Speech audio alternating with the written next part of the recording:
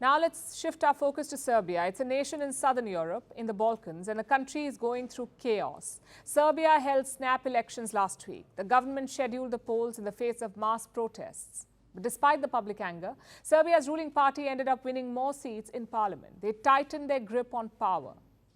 International observers say the polls were unfair. Opposition parties in Serbia say the elections were rigged, and they've been protesting for days. But last night, the demonstrations turned violent. Here's a report.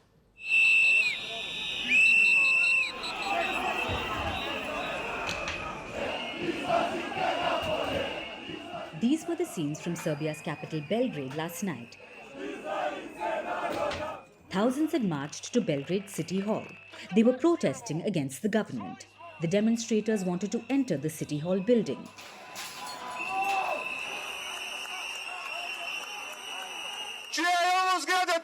Whose building is that one to my left? Whose is this city hall here? Alexander Vucic? Is it yours and your thieves? Starting from tonight, this building will be liberated. That's the plan we have. But there were police forces inside to prevent this. The protesters pushed the gates. They were pepper sprayed and tear gassed. Then things got really ugly. Protesters started breaking the City Hall windows. They threw stones at the office, clashed with the police, and it ended in a brawl.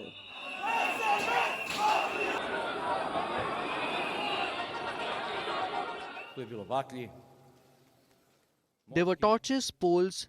Look at the number of stones. This is a stone that was thrown at the members of the Ministry of Internal Affairs, despite the protective equipment that we used. We came to a situation where we had 8 injured police officers, including a colleague with serious bodily injuries. It's not a good look for the protesters. Whatever their grievances, last night's incident has discredited their movement.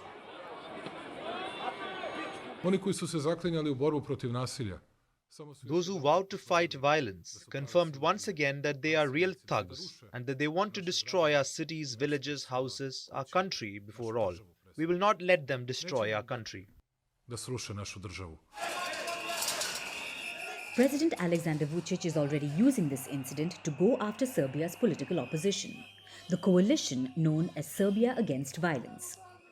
He was targeting them with his jibe, and he questioned their entire reason for existence.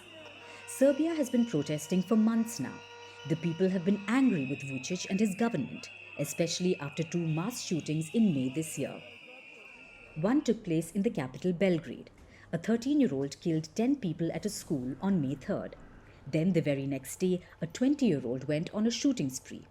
He fired an assault rifle from his car and killed 9 people. These violent events shocked Serbia.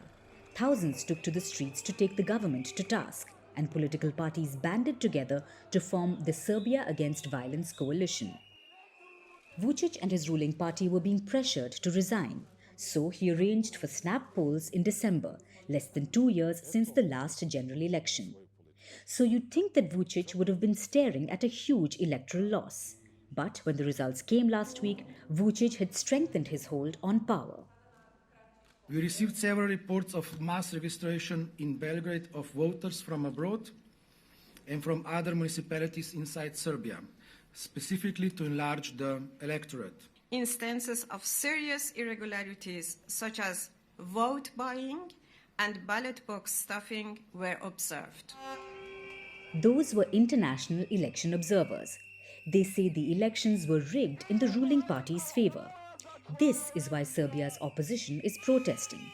Many have been holding peaceful rallies every day. Some have even gone on hunger strike. But yesterday was a turning point. The protests turned violent, and so they've given Vucic ammunition. Will the president now be able to discredit the entire political opposition? Or will the Serbian protesters be able to regain their legitimacy? It all depends on if the Serbia Against Violence movement can stay true to their name.